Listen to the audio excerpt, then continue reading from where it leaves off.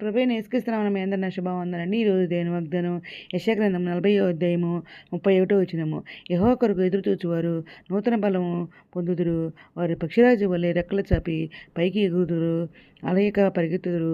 సమస్యలుగా నడిచిపోదురు అనే వాగ్దానం ఇచ్చాడు. పరిశుద్ధాత్ముడు అర్ధరాత్రి లేసి ప్రార్థన చేసి వేసుదలు చెల్లించి మరలా ప్రార్థన చేస్తే ఉండండి. అప్పుడు దేవుడి వాగ్దానం ఇచ్చాడండి. వెంటనే షాడస్ పెట్టిన చూడక అవునండి. నేను కూడా ఉదయకాల సాయంత్రకాలం ప్రార్థన చేస్తున్నాను, త్యాగం చేస్తున్నాను. బైబిల్ దేవుని కృపలను పూర్తి రాశానండి. ఇంకా ఉపవాస ప్రార్థన చేస్తున్నాను అనమాట. ఈ విధంగా చేస్తున్నాను అనమాట.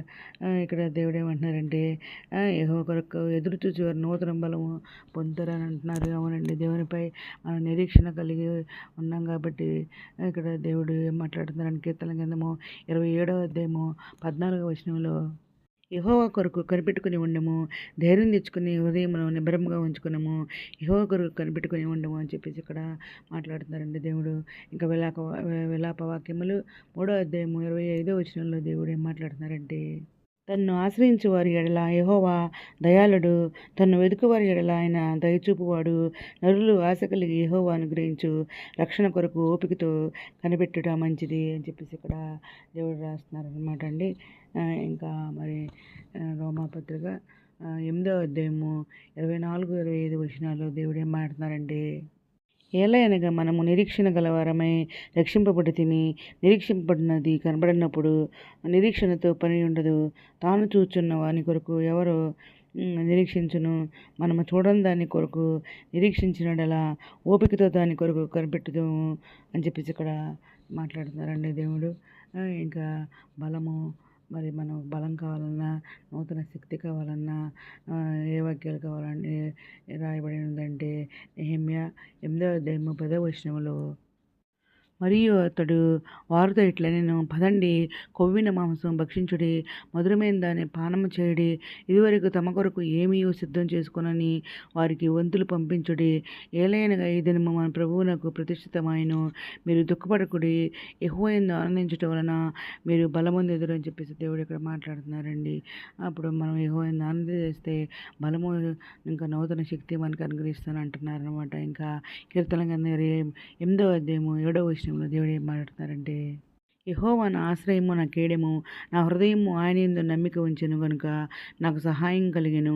కావున నా హృదయమును ప్రహర్షించున్నది, కీర్తనతో నేను ఆయనను స్తుతించున్నాను అని చెప్పేసి ఇక్కడ కీర్తనకాడ మాట్లాడుతున్నారు అనమాట. మనం కూడా యెహోవా యందు ఆనందించాలన్నమాట.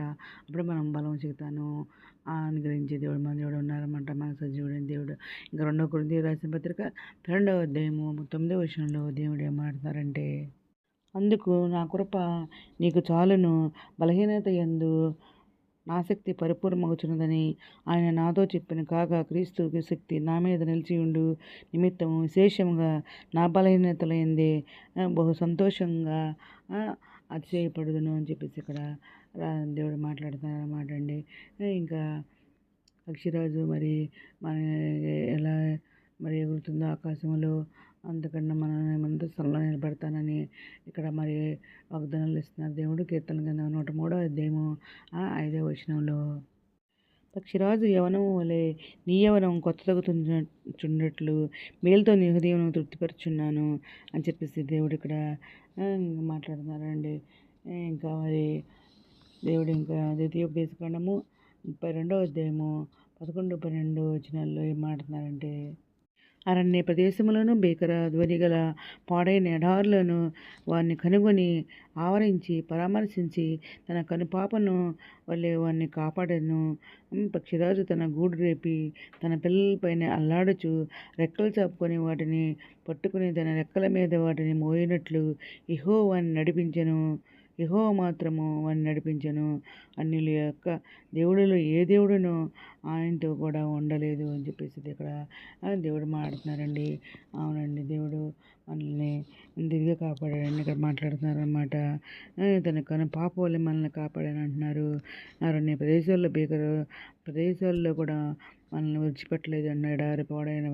ఎడారిలో కూడా మిమ్మల్ని నేను విడిచిపెట్టలేదు అంటున్నారు. నేను తన పాపలు నేను కాపాడాను కదా అంటున్నారు. బలహీనులు బలంగా ఉండేటట్లు యెహోవా సహాయం చేస్తాడనమాట. శక్తి లేని వాళ్లకు ఆయన శక్తిమంతునిగా చేస్తాడనమాట. యెహోవా మీద విశ్వాసం ఉంచి ఆయన మీద మరి ఆధారపడే మనుషులు తిరిగి బలం పొందుతారని చెప్పేసి ఇక్కడ ఈ వాగ్దానం యొక్క మరి అర్థం అనమాట. ఇంత మంచి వాగ్దానం ఇచ్చిన దేవునికి కృతజ్ఞతలు చెల్లించుకుంటూ సహజంలో ఎవరైనా కొత్త మేలుతో ఉదయం తృప్తిపరచునని వాగ్దానం అందరి జీవితంలో ఎవరైనా కోరుకుంటూ ఈరోజు మనం ప్రార్థన చేసుకుందాం. మహోన్నతుడ సరస్వతి మంత్ర ఘనమైన గల స్థుతి స్తోత్రం తండ్రి. ఎంతమంది ప్రపంచంలో ప్రతి ఒక్క బిడ్డని పేరు పేరు జ్ఞానం చేసుకోండి. ప్రతి ఒక్క బిడ్డ అవసరం తట్టున అక్కడ తెచ్చుకుని కోరికలు తెచ్చండి. చంటి బిడ్డలు మంచి అయిపోయింది దేశాలు నిరుద్యోగులకు దిగలు తెచ్చండి. ఆర్థిక వరకు ఆర్థిక సాధన చేయండి. అనారోగ్యతను స్వస్థపరచండి. ఆయన వేదనలు తక్కువ వాదచ్చండి. కుంగిన వారు లేవతండి. రక్షణ దయచండి. ఎవరైనా స్థిరపరచండి. ఎవరైనా కాలు కాడి పెట్టి కృప చూపండి. మిత్రులు నాన్నయ్యారు మీరు ఇష్టమైన మీ అందరూ స్థిరపడ్డ కృప చూపమని ఎత్తప్పుడు గుంపులో ఉండే భాగం దయచేయమని మా ప్రభు రక్షణ నేసుక్రీస్తు పరిశుభ్రనామన అడిగి వేడుకుంటూ ప్రార్థిస్తున్నాము తండ్రి. ఆమేన్. మీ అందరి ప్రార్థనలో మా కుటుంబం నుంచి కూడా ప్రేర్ చేయమని మనం చేసుకుంటున్నాం అండి. ప్రభు సేవలో మీ సహోదరి. God bless you.